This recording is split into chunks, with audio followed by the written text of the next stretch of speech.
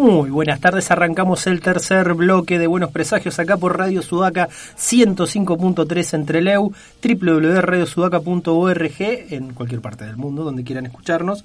Y estamos en comunicación en este momento con el señor Diego Arandojo. ¿Cómo estás, Diego? ¿Todo bien? ¿Qué tal? Buenas tardes, ¿todo bien? Diego, Diego es escritor, guionista, realizador cinematográfico. ¿Qué más me queda para agregar a tu currículum, Diego? No sé si... Empanadólogo. Empanadólogo, bueno, es buena esa. Es buena. O sea, reconoces así de cualquier roticería cerca de tu barrio, reconoces así ya por el repulgue nomás. Las tengo identificadas. ¿Sí? Bueno, Diego, ¿cómo te va? Juan Pablo acá te habla y el que te estaba presentando era Pablo. Somos súper originales para saludar. Bueno, Diego es clase 78, ¿no? Así que Diego 78. Debe haber tenido 4 o 5 compañeros Pablo por curso cada vez que cursaba o iba a algún lado. Porque nosotros, la gente que tiene nuestra edad, más o menos, estamos en tu misma edad. Y yo soy del 78, ¿sí? Literal. Yo soy del 80 y viste que los Pablos eran siempre 2 o 3 por curso donde estabas. Sí, había... Los nombres se repetían en general. Sí.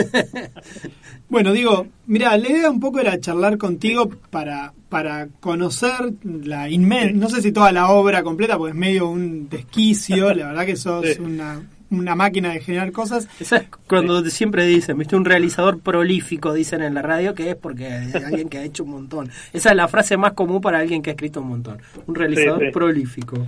Pero queríamos empezar un poco charlando con esto de 200 años malditos, esta selección sobre Baudelaire que a través de editorial, la editorial tuya, ¿no? Digamos, la Farium. Lector apacible y bucólico.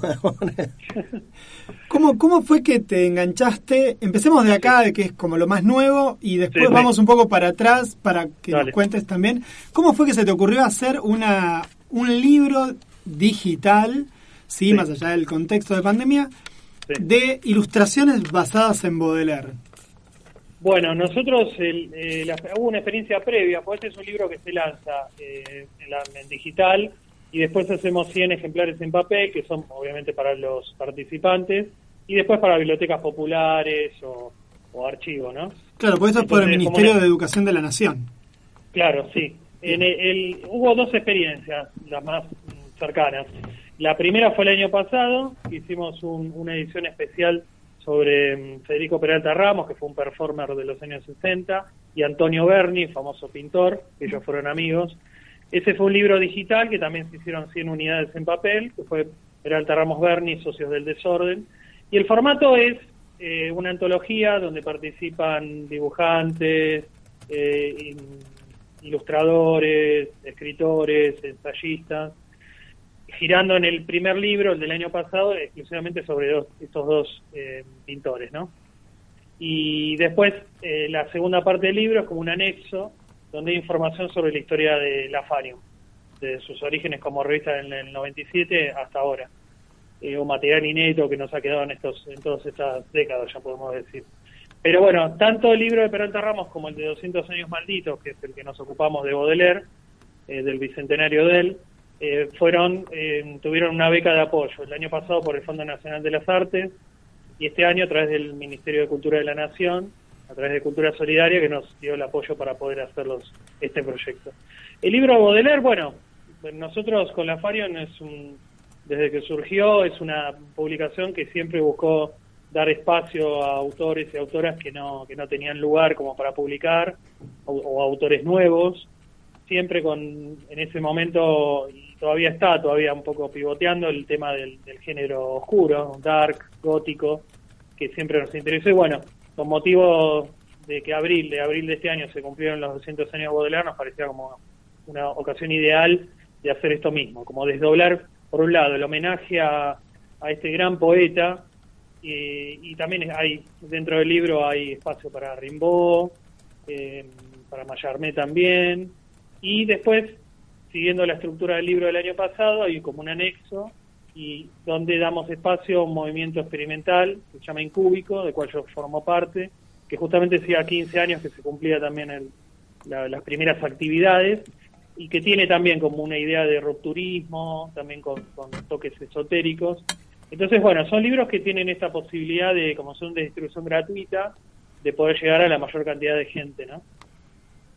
Claro, sí, esas son... Extrañábamos un poco esas políticas, ¿no? Sí. Después de 4 años de sequía, sí. La verdad que se extrañaban este tipo de publicaciones.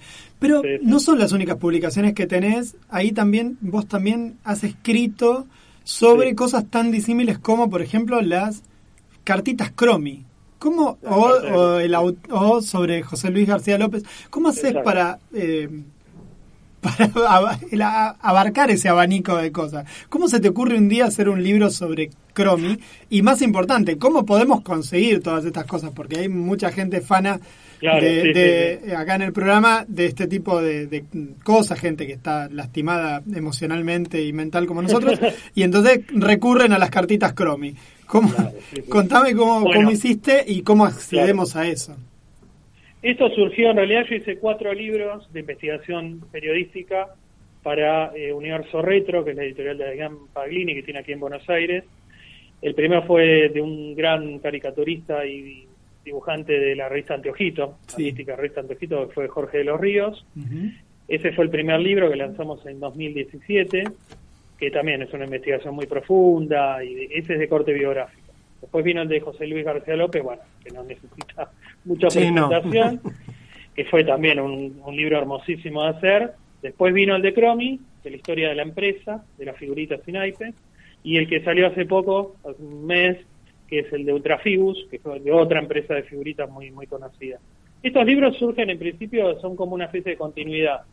Yo había visto que Adrián había sacado un libro sobre Carlitos Balá, famoso nuestro querido comediante y humorista, y le propuse, mira, esto de los libros está bueno, de libros biográficos, y justo en ese momento yo estaba haciendo un documental sobre Los Ríos, que son estos documentales gratuitos que subo a YouTube, documentales en viñeta, que me ocupo de registrar la historia del humor, de la historia de Argentina.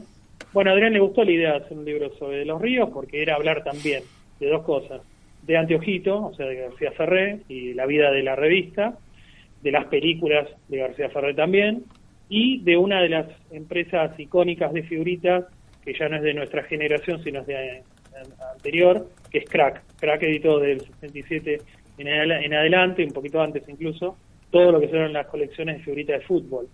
Entonces, el libro de Los Ríos se pivotea entre estos 2 lados, el lado de la historia de Crack, la historia obviamente de Jorge, y de todo lo que fue el trabajo con Anteojito, hasta, bueno, su último estertor en el 2001, la última edición. O sea que son libros que el primero de Los Ríos se dio espontáneamente y después vino concatenado. O sea, Adrián me propuso hacer los otros, me tiró el tema, y bueno, empecé la investigación. Después él también tiene acceso a muchos coleccionistas que tienen material único. Entonces, bueno, esto como es un trabajo arduo, ¿no? De vamos y venimos. O sea, vamos a ver material o me pasan material, yo hago la investigación por mi lado. Fueron libros que tuvieron todos algún tipo de obstáculo, pero que lo pudimos sortear bien. Y son libros hermosísimos, si lo ves, en papel ilustración, todo color, un libro que puede competir tranquilamente con cualquier obra internacional. Y estos son más fáciles de conseguir porque están hay stock y están en la página de la editorial, que es universoretro.com.ar.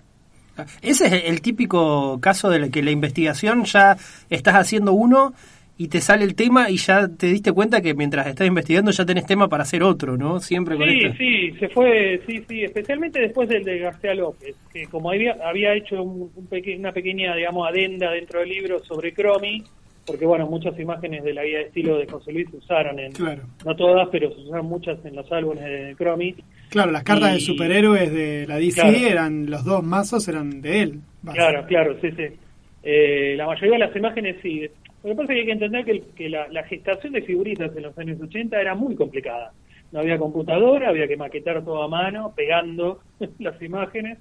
Y después, el problema que pasaba cuando vos comprabas una licencia, ¿no? O sea, Cromi compra la licencia de Super Amigos, te venían imágenes, pero no todo. O sea, que había a veces que recurrir a revistas, o sea, hacer un copiar y pegar real.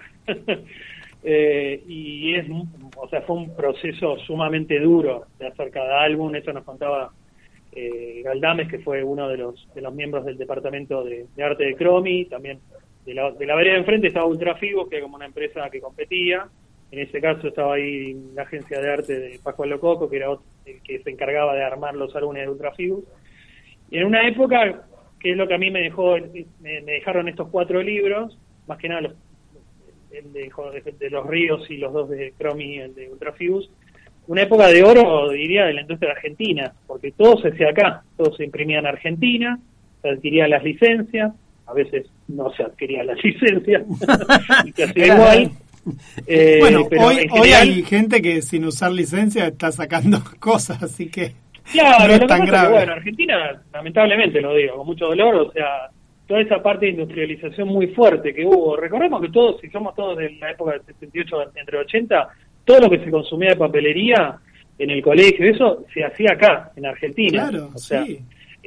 Muy poco se importaba, o sea, muy poco. Entonces, a veces...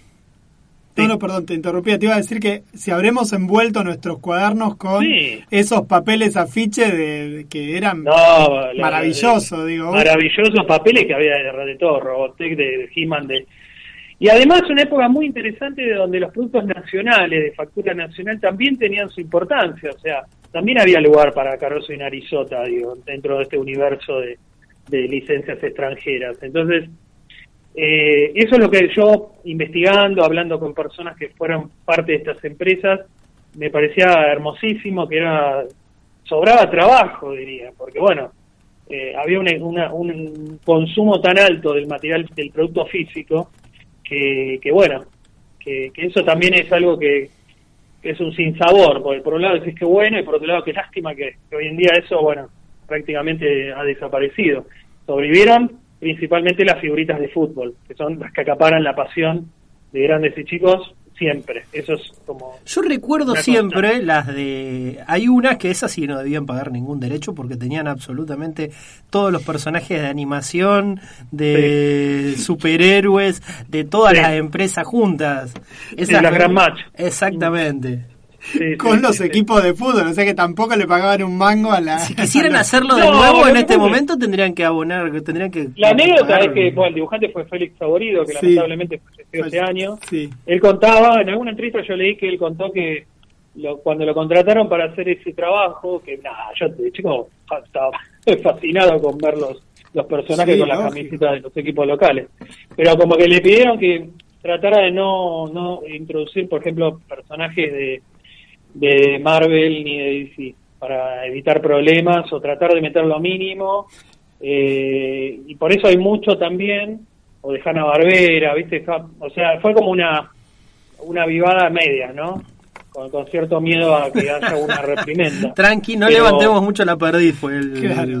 Es como... Lo que pasa es que era buenísimo. Y bueno, ahí tenés un ejemplo, sí, obviamente que no hubo un pago de licencias, pero también yo me imagino que la escala de reproducción no fue la misma de lo que fue, por ejemplo, una tirada de un álbum de Cromi o Ultrafibus, que era muy grande, se consumía muchísimas figuritas, además, eso hay que entender, que era uno de los entretenimientos por antonomasia así de la infancia, la figurita.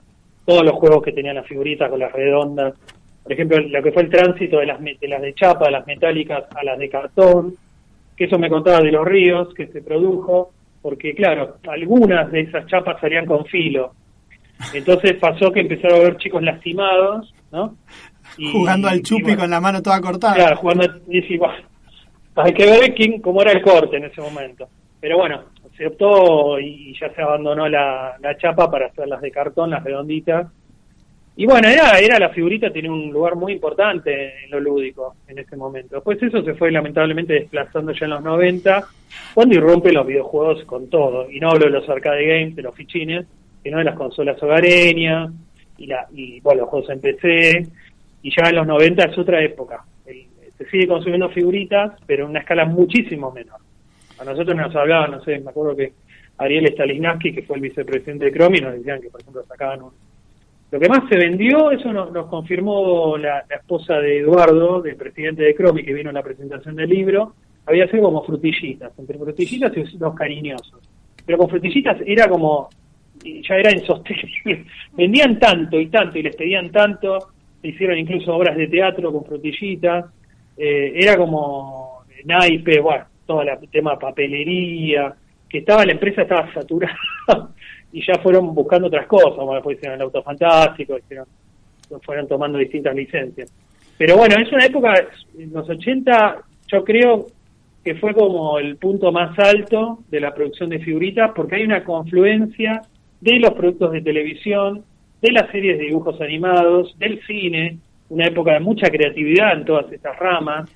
Hay un elemento, Diego, que medio que nosotros los varones a veces descartamos, que son los papeles de carta. Eso fue todo en la industria también. Sí, fue también. Un montón de guita movía eso. Digo, mi hermana mi hermana, mi vieja, mi abuela, todas le compraban a mis hermanas papeles de carta y eran fortunas en eso. Y se cambiaban, como los varones capaz cambiábamos figuritas, las chicas cambiaban papeles de carta. Y mi hermana hasta hace muy poco tiempo, yo tengo 43, mi hermana tiene uno menos, porque no le voy a decir la edad a mi hermana al aire, pero... Ni siquiera un año menos, unos meses menos. Unos meses menos. No 11 meses menos. Pero, viste, y Florencia tenía una colección de cartitas enormes, las cambiaba con sus compañeras, y es el día de hoy que todavía las tiene, y anda a tocarle una de las ositos cariñosos, te rompe una gamba, como si a mí me rompen una de la de perfil, viste. Sí. Diego, y cambiando de tema, buscando ya para el lado de tu formación, ¿cómo arrancaste como lector? Porque me imagino que todo esto, vos empezaste, ¿qué te formó a vos? Antes de escribir uno, empieza como lector. ¿Qué es lo que te formó? ¿Qué es lo primero? Mira, el primer recuerdo que tengo de mi infancia es como jugando con papel. O sea, yo cortaba con la mano, hacía figuras antropomórficas en papel y les inventaba historias. Estoy hablando de 5 o 6 años. Después mi padre compra, con mi abuelo materno, compran un kiosco de diarios, que todavía lo tienen, aquí en Buenos Aires. El sueño de la infancia. El paraíso. Era para nosotros hubiera sido el paraíso, me imagino para vos fue, pero... Para mí fue pasar de... Mi padre antes trabajaba en una estación de servicio, después cuando, logró juntaron ahí unos pesitos, pudieron tener la parada de diarios, que tenía también un kiosco de golosina, que alquilaban. O sea, estaba todo contiguo la parada frente al kiosquito, o sea que era un lugar ideal para que la gente que compraba el diario, compraba una golosina, un cigarrillo, y por mis manos pasaron todo tipo de revistas. Claro. Adiós, gracias. O sea que ahí consumí todo, diario, revista, historieta, humor. En la época que los kioscos de diario estaban rebosando de publicaciones de todo tipo, ¿no? Así que ahí me formé como lector ahí. Y después recuerdo el tránsito que fue entre pedir, por ejemplo, un muñequito de He-Man para el cumpleaños, a pedir un libro. Porque descubrí la colección Elige tu propia aventura, que me cambió la cabeza. Tremendo. O sea, era un formato de libro interactivo, que uno pudiera elegir el destino del personaje. En una época donde esos libros, especialmente en el colegio, circulaban como a veces prestados, porque vos decías, ¿qué tenés? Y yo tengo el 4, el 5, el 6. Bueno, tomá, yo te presto el 10.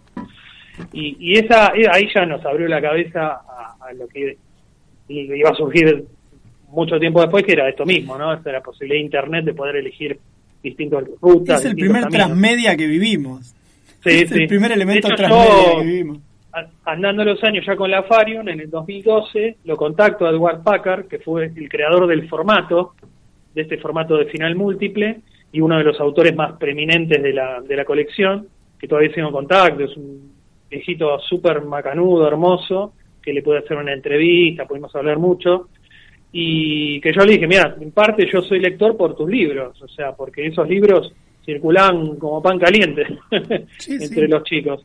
Y bueno, cuando ya dijo eso, el tránsito quizás de pedir un muñequito, un juguete, a pedir un libro, y me empiezo a meter en la lectura, bueno, ya, viste, la cuestión de escribir es como espontánea. Si bien yo soy dibujante, yo siempre dibujé, si bien hoy dibujo para mí, quizás no tengo un objetivo de publicar lo que dibujo, la escritura estuvo siempre permanente. O sea, en la escuela primaria hacía con otro compañero el diario así del colegio, lo hice también en la secundaria con otro compañero, o sea que siempre estuvo fui también yendo y viniendo entre el dibujo y la escritura.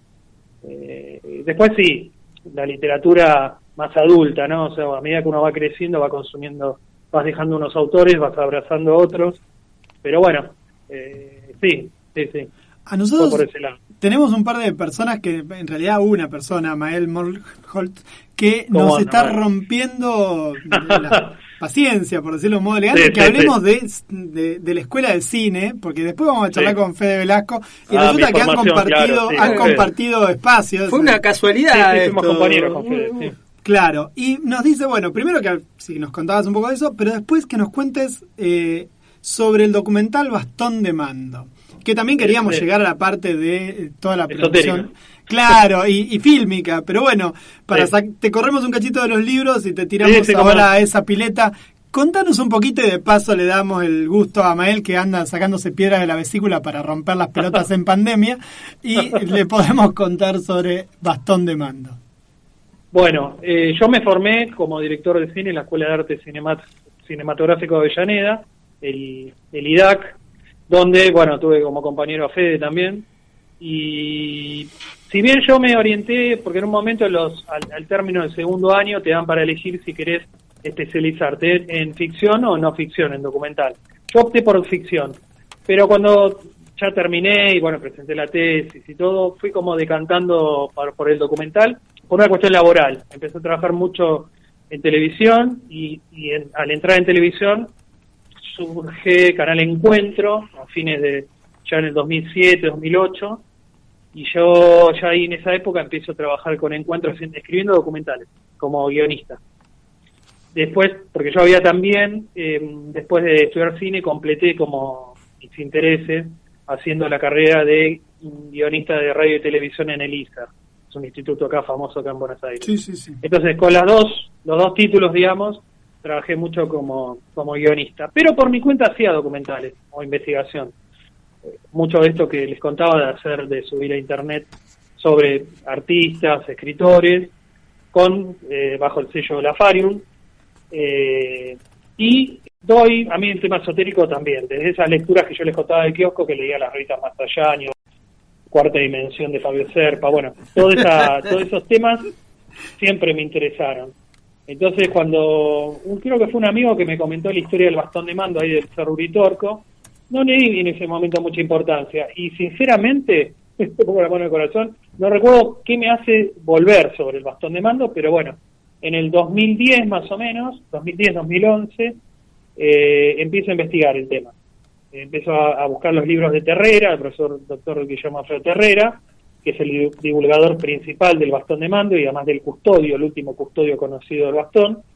Empiezo a buscar los libros que eran muy difíciles, pues están descatalogados, o bueno, en Mercado Libre había poquitos. Bueno, cuando ya tengo más o menos los 3 libros que son más fundamentales de la, digamos, la filosofía del bastón, busco personas que ya han conocido a Terrera, que también fue infructuoso.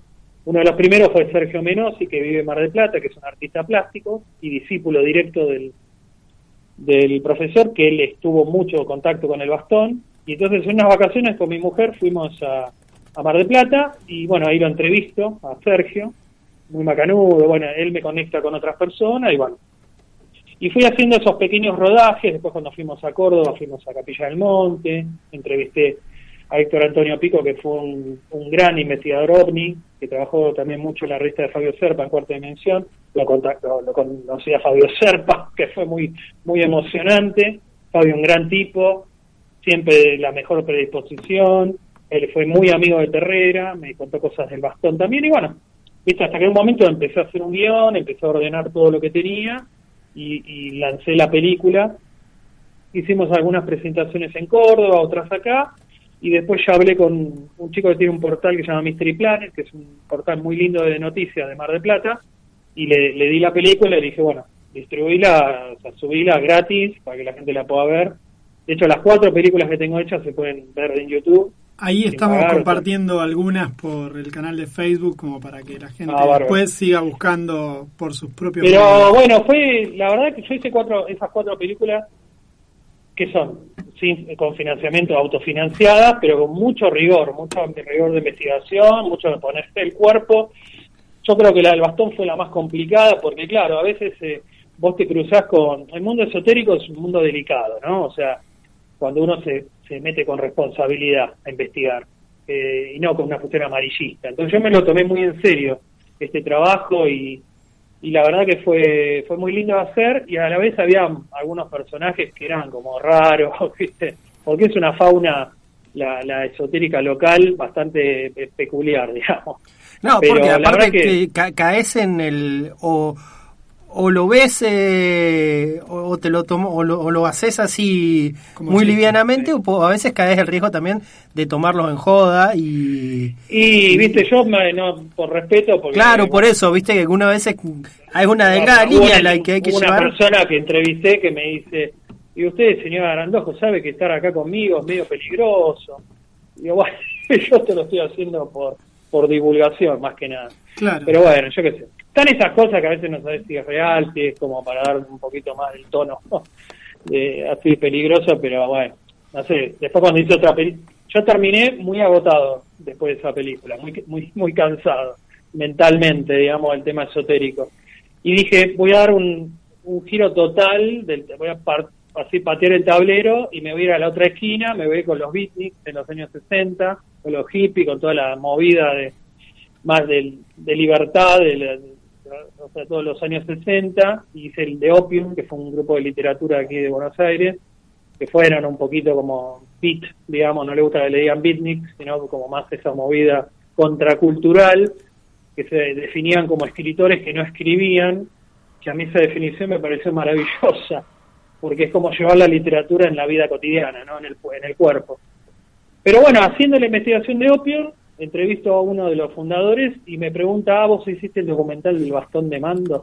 O sea que no me pude ir nunca de lo esotérico. No, pero bueno, ese es otro documental muy lindo, que de ahí se desprendió el libro que hicimos con Facundo Percio, Beatnik Buenos Aires, claro, que es el que editó en el 2018 Hotel de las Ideas y que este año sacó Fantagraphic en Estados Unidos. Que, dicho sea de paso, acá entre luego lo conseguís a ese libro. Digo, a veces nosotros también queremos charlar con gente, que la gente pueda conseguir la obra. Y te iba a cortar un cachito con esto, porque hablando de lugares peligrosos y qué sé yo, vos escribiste con el Chino Volpato.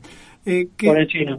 ¿Cómo es eso de escribir con una figura que está vinculada a un tipo de humor que capaz que no sé si es necesariamente el tuyo, y que además es de los tres es el más callado? Bueno, yo le tengo mucho respeto y cariño al Chino, porque la verdad que a mí siempre me trató súper bien. Nosotros nos conocimos trabajando en un programa de televisión en el 2007, en Canal 9, un reality de folclore, Coronados de Gloria.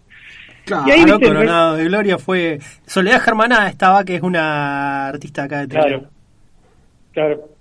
Y ahí, bueno, yo trabajé como guionista y el Chino conducía junto con Julieta Prandi. Que Julieta Prandi, uno puede decir, bueno, es una modelo, pero la verdad que siempre nos trató muy bien a todos. Muy profesional, bueno, una tipa de 10 puntos. Y en reuniones de producción, hablando con el Chino, era la época, hay que entender que era la época que estaba Lost al aire, la gran serie también, que marcó toda una nueva forma de narrar y de contar. Y ahí hablando con el Chino, viste, en una reunión de producción con Café Mediante, me cuenta que era fanático, en realidad fanático de la ciencia ficción, que lo estaba haciendo Lost, bueno, que le gustaba el tema esotérico también. Y bueno, cuando terminamos el programa, que fue a fines del 2007, quedó en contacto y le digo, Chino, ¿por qué no podríamos escribir algo juntos, si a vos te gusta ese tema?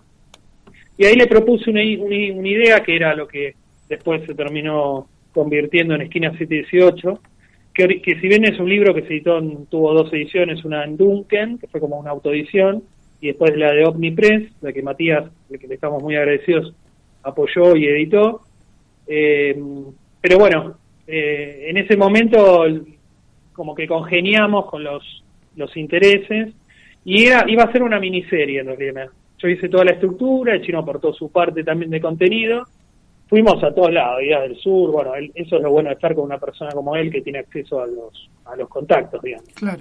Eso después no prosperó y decidimos hacerlo como novela para tenerlo, aunque sea tenerlo en papel, y bueno, eso después se presentó en la Feria del Libro, la primera edición, que estuvo muy linda, y bueno, con él seguimos trabajando en proyectos de todo, hasta que en el 2011 sale uno de esos proyectos, que fue El Reportero, una obra de teatro que en Buenos Aires, con Fabián Vena y Eduardo Blanco, Morón Guilieri, bueno, un elenco muy lindo de personas. y que fue también, para mí fue muy fuerte porque, bueno, en esto están todas las cámaras, ¿viste? Uno como escritor siempre está como un poco a la sombra de las luminarias, ¿no? No, pero bien, aparte un elenco muy reconocido. No, fue muy, de hecho todo lo que nos dio una mano un poco asesorando toda la parte de realización, Javier Dolte, que es como un pope del teatro argentino, y yo fui a trabajar mucho en la casa de él con el tema de mostrándole el guión. Bueno, de hecho, bueno, Héctor Díaz, el director, es como discípulo de Dolte.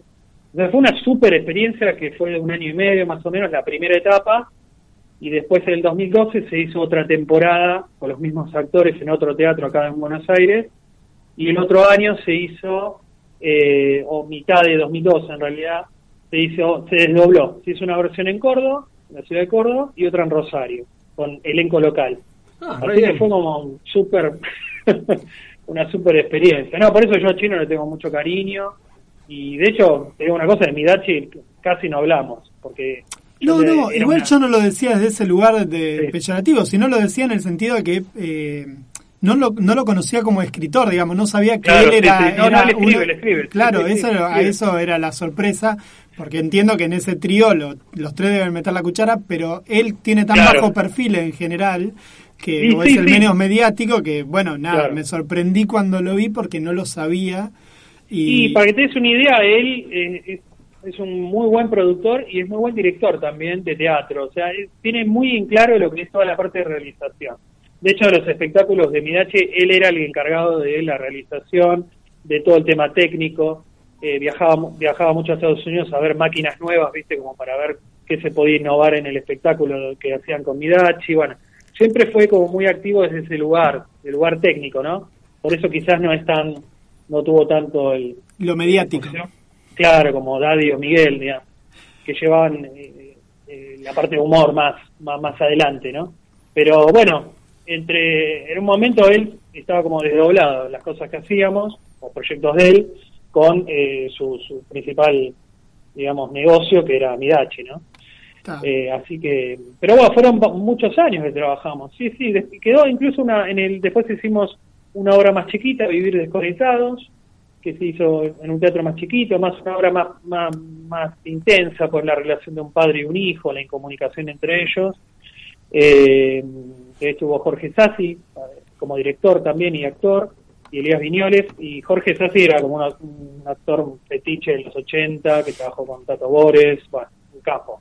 Yo aprendí muchísimo de teatro con Jorge, que lamentablemente falleció, muchísimo de él, y bueno, después quedó una tercera obra que está ahí, hace años que estamos esperando cuando la vamos a poder hacer. Que se levante la pandemia.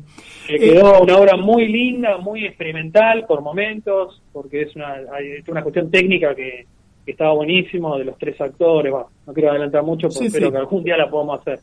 Pero bueno, quedó como una amistad con el Chino, y muy muy buen profesional, muy respetuoso, y quizás es eso lo que uno no percibía viéndolo, digamos, en el trío, ¿no? O sea, ahora, bueno, ese tipo de humor está muy criticado, ¿no? Pero, nada, es un trabajador, un gran trabajador. Un laburante. Te corro un cachito más, y en la página de G-Comics hay textos tuyos ilustrados por distintos autores. ¿Cómo congenias todo el laburo? Porque tenés estas publicaciones online, nosotros estamos medio subiendo el material que sabemos que circula tuyo, disponible. ¿De dónde te surgen estos cuentos? En este caso, Shogot Samurai o Shogot Samurai. Shogot Samurai, sí. ¿Cómo haces para cruzar todas esas cosas tan disímiles? Bueno, Gonzalo de G-Comics me había contactado hace un tiempo, unos años, para hablar sobre el trabajo que yo hacía, esto que les conté de hacer documentales de historieta argentina para YouTube. Ahí quedó un contacto, muy buena onda, Gonzalo también, muy profesional, y me pregunta si tengo material para subir al sitio, ¿no? Material que no necesariamente fuera inédito. Y bueno, ahí con Hawk teníamos me había ilustrado algunos cuentos para la revista Lafarium, y bueno, le doy ese material, y cuando se termina, porque eran unos pocos cuentos, Gonzalo estaba muy entusiasmado y me preguntaba si tenía más, y le digo, mirá, si querés, allá hacemos algo especial para el sitio. Y ahí pensando a ver qué me gustaría escribir, y hablándolo con Hawk también, surge Ilícitus Cosmos, como el cosmos ilícito, que es una especie de son como fichas biográficas de criminales del universo, así como intergalácticos. Y bueno, estuvimos como un año, hicimos 50 criminales para el sitio, que todos acompañados con una ilustración maravillosa de Hawk, que se fue subiendo. Eso después se concluyó como ese primer tramo, y viendo que cómo íbamos a continuar, surge Yo Samurai, que es como mezclar el folclore oriental con el folclore de Providence de Lovecraft, y bueno, en otro formato, porque es más como un diario. Claro. Son como unos rollos que encuentran unos científicos japoneses, que no están en orden, o sea, además hay distintos momentos de la escritura, como que va mutando, y o sea, estilísticamente es muy diferente a la otra serie que hicimos para G-Comic. Y bueno, y con Hawk, que bueno, son amigos, con él, bueno, estudiamos juntos en la escuela de Arecochea con Osvaldo Viola, creador de Sonoman, un gran maestro, así que nos conocíamos hace mucho tiempo. Y el que me pasó el contacto tuyo, porque me instó a que te llame. Por eso mismo, le estoy muy agradecido también. Así que bueno, y ahora sí, esa sigue todavía, se sigue publicando, y Ilícitos estamos viendo si lo podemos compilar en un libro, porque ya está cerrado. Y también ese Ilícitos tenía una idea de tratar de llegar a una audiencia más joven para hablar de astronomía, que es uno de los temas que me han fascinado desde chiquito. También soy Trek y también fanático de Star Trek, entonces tengo esa cosa, ese amor por la astronomía, y la idea con eso de bajarle un libro es que al final de la parte de ficción y una parte de información real, digamos, sobre los planetas que se mencionan en las biografías de estos criminales, y es como para tratar de acercar a los chicos o jóvenes al tema de la astronomía, desde nuestros recursos humildes, digamos. Pero bueno, no, la verdad que estoy muy agradecido con Gonzalo y bueno, con Joco, obviamente, por esto, porque es también te ponen un compromiso, hay que entregar el material regularmente, y más también para Hawk por el tema del dibujo, ¿no? No, está bueno por eso, justamente arma como una sistematicidad para trabajar que ayuda. Sí. Bueno, Diego, muchísimas gracias por la charla. No, gracias a ustedes, por favor. Se nos hizo corto, la verdad, pero bueno, ya tenemos hace 40 minutos que lo tenemos acá, media hora, que es 40 minutos. El operador ya nos está haciendo mala cara para que cortemos, para que cerremos ahí, porque tenemos que pasar un corte. Che, Diego, muchísimas gracias por todo. Que tengas un gran sábado, fin de semana, y seguiremos ahí, te seguiremos por YouTube y te seguiremos ahí a ver qué obras podemos encontrar. Por el espacio. Gracias a vos. Buenísimo. Charlábamos entonces con Diego Arandojo, un hombre así a todo dar, con 400 millones de facetas. Un autor prolífico. Exactamente. Y ahora pasamos